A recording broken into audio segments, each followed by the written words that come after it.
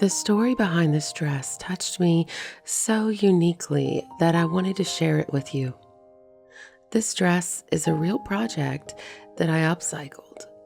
It was a bridesmaid's dress before, and I was asked to bring new life to it using bridal sewing techniques. It sounds so much like a fairy tale that I'm going to tell you two stories, and you have to tell me in the comments which one you think is true. As I pinned her in this dress, I asked her, "How did you meet your fiancé?" This is how her dramatic love story occurred.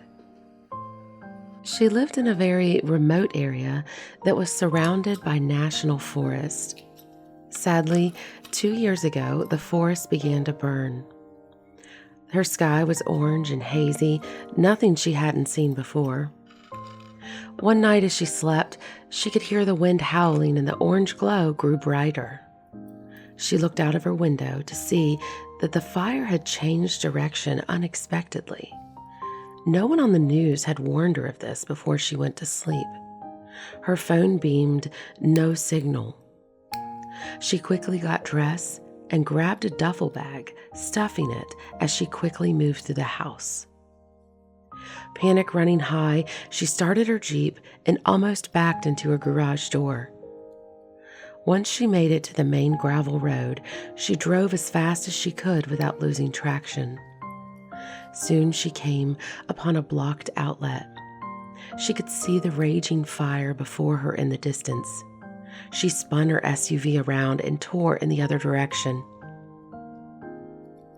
She reached an overlook and pulled aside to survey the direction of the fire. It had snaked around the mountain and had formed a choking hairpin shape around the base. There was now no way out. She turned on all of her lights and climbed to the roof of her Jeep. She waved her LED flare from side to side in a great sweeping motion. Soon, her arms ached from the continual motion. Her eyes stung from the smoke, or perhaps it was her hopeless tears.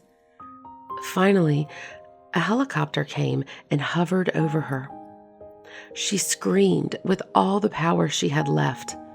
Her throat felt hot and dry, and no sound came out. Her skin burned and felt as if it were melting. A shadow of a man rappelled down and quickly harnessed himself to her. She was lifted out of the inferno with a dizzying speed. She tried to take in the bird's eye view of destruction, but all she could do is hide her face in his rough canvas coat. Finally, as all sound and light muted, her hot, buzzing skin was her only awareness. 3 days later, she could hear beeping and slow breathing. Everything was black and heavy. She felt like there was a large white couch on her chest. Her legs were pinned down, and she couldn't move. The couch, it got heavier and heavier. She tried to lift it, and only a whimper came out. "Easy," she heard a woman's voice say.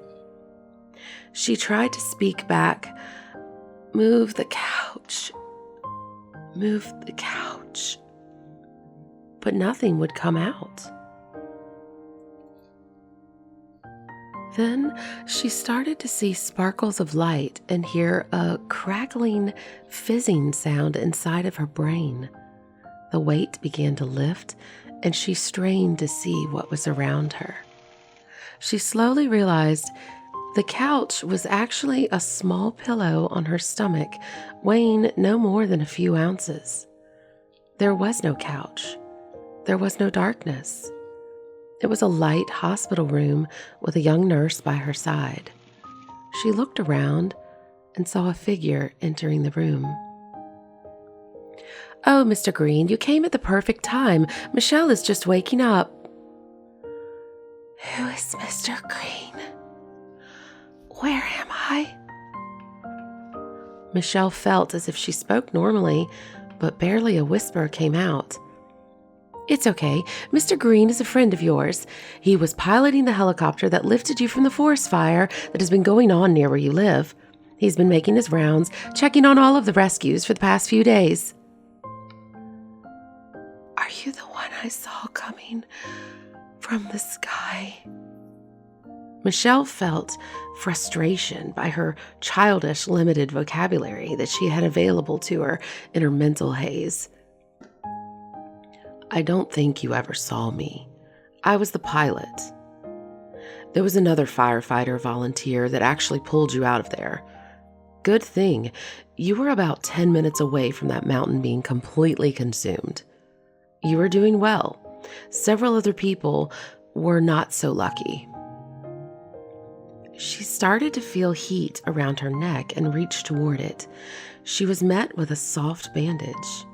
She looked at the nurse, who said, "You received some minor burns, but they're healing really well, and we don't expect any lasting effects." The bride's eyes sparkled as I marked her hem. "I guess the rest is history," she said. Now, when she comes to her gown fittings, she has a delicate, white, cloud-shaped scar on her neck. That, and the sky blue color of her gown, will always remind her of the pilot who lifted her out of the blaze and out of her loneliness. This next story is about a little girl whose mother walked out when she was only 3 years old. Her dad rose to the occasion and gave her the best childhood that he could. Her wardrobe was an eclectic mix of hair bows and camo. As the years ticked by, she became a beautiful young lady, and it was time to go to her first formal. Without a mother active in her life, she would come to fittings alone as I transformed a bridesmaid's dress into a lovely custom formal gown. I made sure that every stitch was sewn with love so that she would feel beautiful and cherished at her final fitting. She loved the gown and looked beautiful in it the night of her formal. I never really gave that dress a second thought. I knew that it felt very special to me as I worked on it. My dad walked out when I was 6, so I know how big that void can be. However, I moved on to other sewing jobs, and this dress faded from my memory of projects as bridal seasons came and went. But a couple weeks ago, my son got down on one knee and proposed to this special young lady. I had no idea during the sewing job that I was fitting my future daughter-in-law. What an honor. Now, tell me in the comments, which story is true? I'll give you a hint. I think congratulations are in order.